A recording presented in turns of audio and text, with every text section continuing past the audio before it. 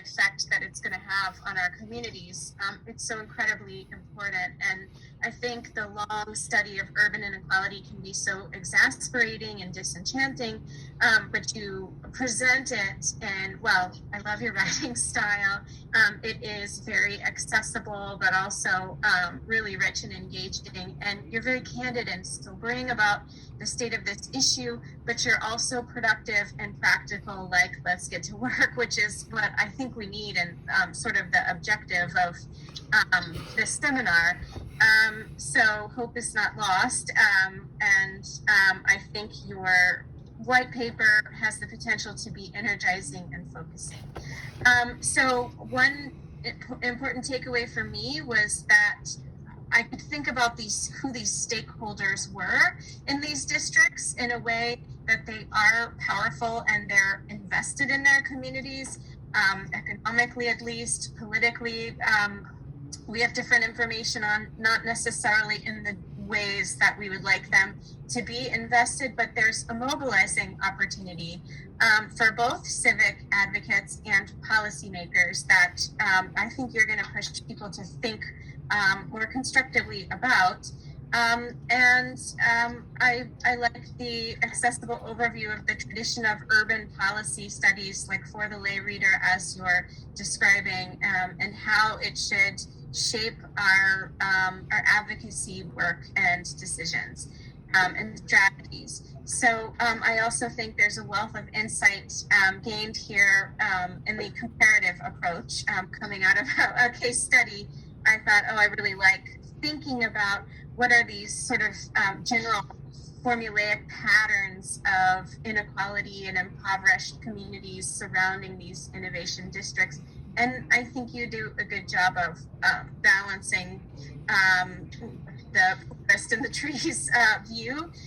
Although there were many points where I thought, I definitely want to know more about this, this, and this. So I'll offer some of the smaller comments first, and then give you two sort of questions that might be orienting questions, and you might find them useful or not in developing the paper. But okay, let's see. So the critical approach to the smart city is one of these urban trends that's taking off and globalizing overnight. And I thought, gosh, I couldn't really tell you how smart city data, hypothetically, I know what it's doing in cities and planning and so forth, but could I tell you how smart city data has changed planning and policy in my city? Or how it's related to segregation and inequality? I could not.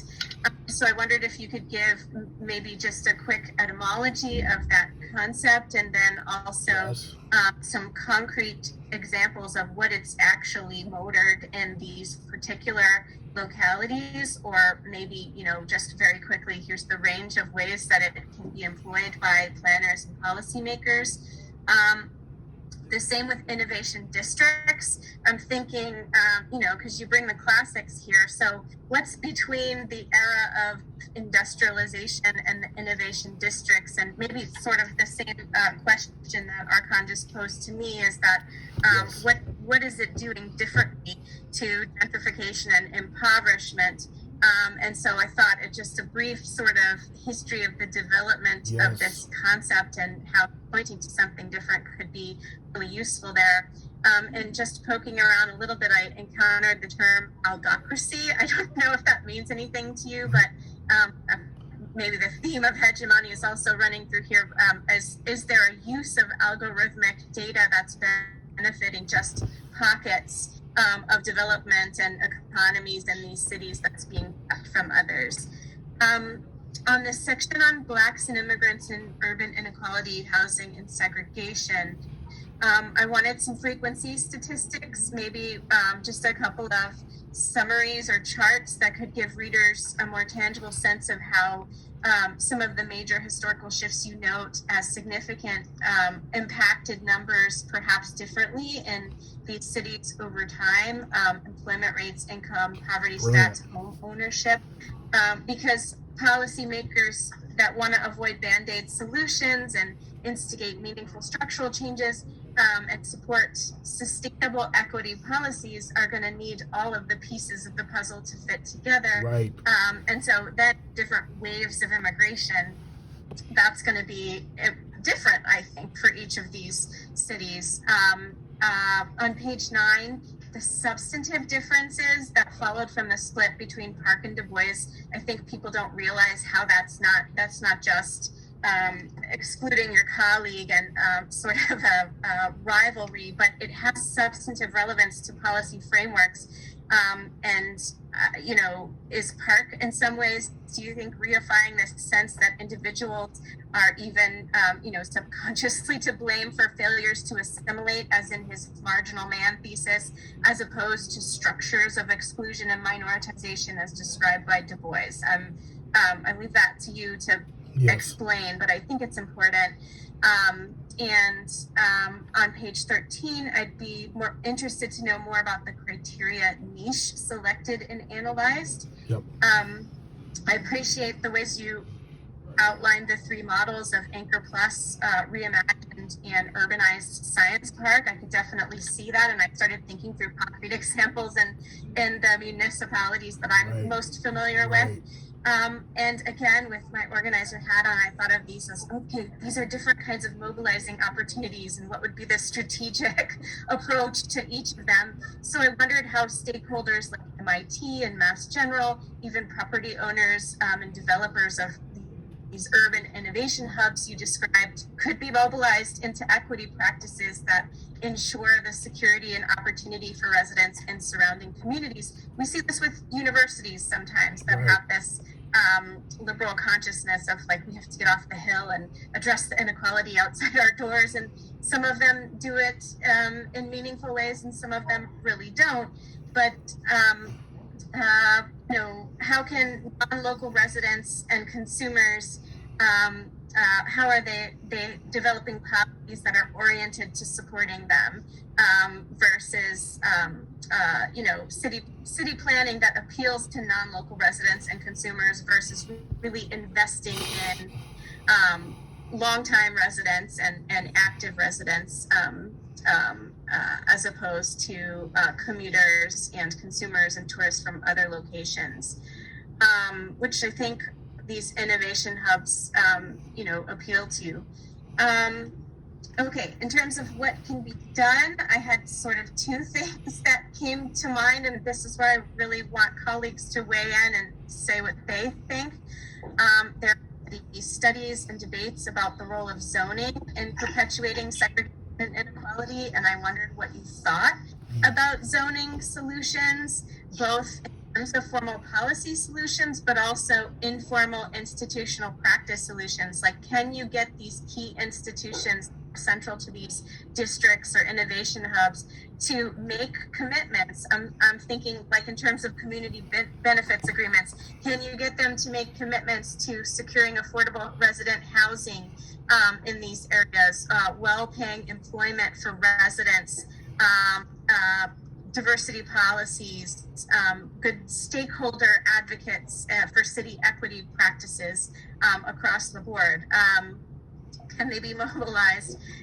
And then the second question I had for you is, what do you think about housing policies and rent control and how they relate to these developments? In Massachusetts, it's a state legislative issue, and one I really wish we could move forward because the housing inequity is just horrible in the state. You mentioned housing policies briefly in the Cambridge case, but I thought, in terms of, over the long-term rent stabilization opportunities or the legacy of redlining that we've discussed in other seminars, and gentrification and property values and so forth. Do you want to say more about that? And, I've seen some things about ways that municipalities can put limits on predatory lending investments and so forth, but they seem to have mixed results. There are ways power can get around them. So I wondered if that came into your analysis at all. And I'll stop there and let others chime in. Go ahead. Anybody else want to chime in? Thank you. George, Christopher here. I really enjoyed reading this paper. I thought it was really thought-provoking, and I especially liked the foreword when talking about growing up in Cambridge. Two quick thoughts, since I know we're low on time and I want to give Tina and other people time to participate. One thing that I felt like could really enhance the quality of this paper is some discussion of the Black economic detour. So housing policy is a huge source of the racial wealth gap in the United States, but oftentimes that sort of overshadows other problems, including the fact that Black business owners often really struggle to be successful because they are limited in their markets to only Black consumers, because white people just do not shop at Black businesses, and which is different than other minority-owned businesses. For example, you might think of we have these vibrant Chinatowns in lots of cities, and white people have no problem shopping there. And so I think that's something I was hoping to see addressed in this. How can we make Black entrepreneurs more successful? What can cities do to help with that? And so I felt like some attention to that, and I was specifically thinking of the book Black Wealth, White Wealth, and how they sort of tackle this issue. And then the second thing I was thinking a little bit about was and I don't quite know how this fits in, but it kept coming. I kept coming back to it. Are these the history of these really successful Black economic areas within cities, and how they, whether that's Tulsa, Oklahoma, or in Durham. In fact, I was you talk about the research triangle as a validation of the reimagined model, but then I was thinking Durham bulldozed right through this really vibrant Black neighborhood in order to build a highway. And so is the research triangle a great example or validation of this reimagining model? And so I was wondering if these other cases where we see these successful economic Black communities being destroyed, I don't know how that fits into this paper, but it was just something I was sort of on my mind. But yeah, thank you again for sharing. It was great. Hi, George. I really enjoyed reading this, and I know we're short on time, so I'm happy to discuss this further later, but I just wanted to offer some comments. I think this is a great project. I think this actually could be a much larger project.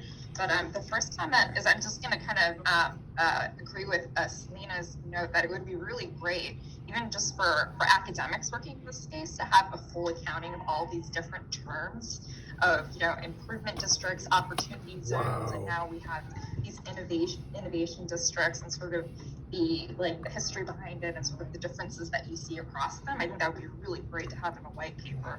The second thing is, I would be curious to hear more about sort of these nonprofits that have kind of emerged in this sort of tech space now that are trying to hold tech companies more accountable in terms of giving back to the community and hiring from the community.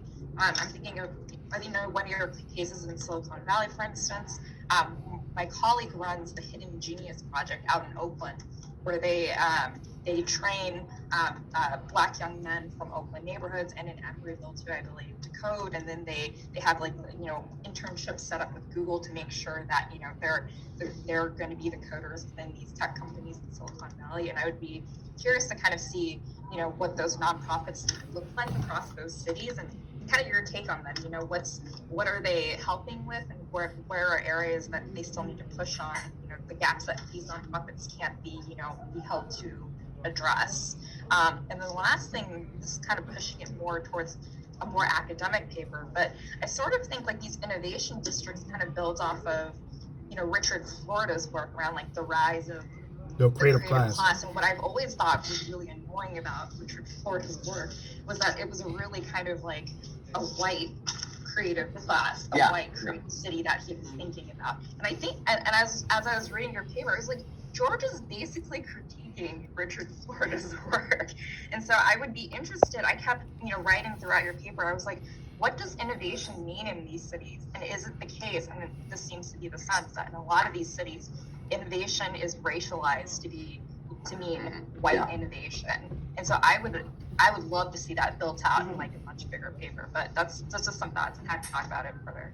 Yeah, I had a thought very similar to Tina's, which is that, I mean, I think for me the most interesting and grabbing part of the paper was in the last half, and what it suggested to me is that the white paper is really about inclusive innovation, right? So there's tons of stories about exclusive innovation, whether it's gentrification or Silicon Valley and San Francisco or Richard Florida and the creative class or Saskia Sassen's global cities. All of those are stories about exclusive innovation, but you are still drawn to the innovation idea, and you think it can be inclusive.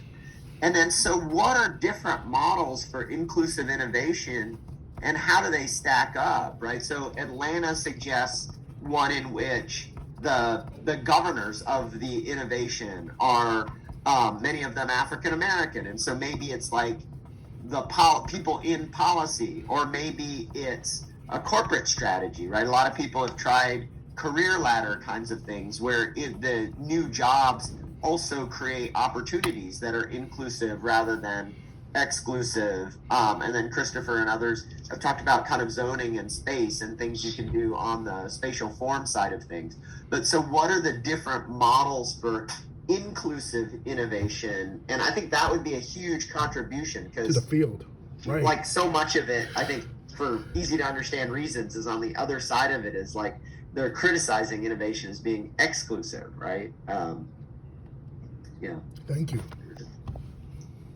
I know we're at time. I mean, I feel like you should write a City Beat column. It was really accessible, and it was a pleasure to read. Because I feel like this sort of took away from some of the points they were making. There are a few generalities in terminology that not even just technical, but more broad terms. Like at one point you mentioned, and communities must use technology to make great discoveries collectively. Well, technology can be like any number of things. So maybe just like spell it out. Not undermining what I think are some pretty compelling arguments with a few general, terms that can mean like a lot of different things.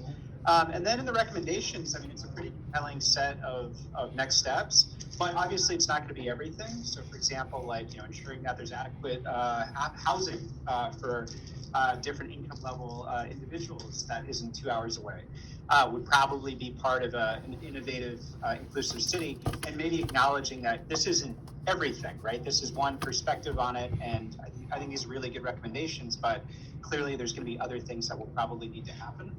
But yeah, other than that, really enjoyed it. Thank you for all your comments. And it's interesting. When I first started this was really using a lot of Richard Florida's work, and I took it out from my original point. But I thank you for that. And it's a great way to put that back in with the inclusive ideas. I think you're nailing it. It's an area that he doesn't really hit, and it could be a great contribution. Right now I'm in the center at Georgia State. It's a brand new center. I'm going to show you what it looks like. Hold on. It's a new center called CMII, and it's designed for creative media and technology. It's a brand new office building at Georgia State where they training lots of African Americans in the fields of that. And also, right, I'm in the building right now. You see, hey, it's brand new and beautiful. Just $13 million they just built to do this. And also the Atlanta University Center now just opened a new place called the Profel Center, which is Morehouse, Spelman, and Clark, where Google and Apple gave over $200 million to build this center and up and running. And so I hear those things, and I think you're right on, Archon, and everybody, just to add that into the discussion about some ways that people are actually tackling those issues around the DEI, as well as building that pipeline. Thank you so much. That's great.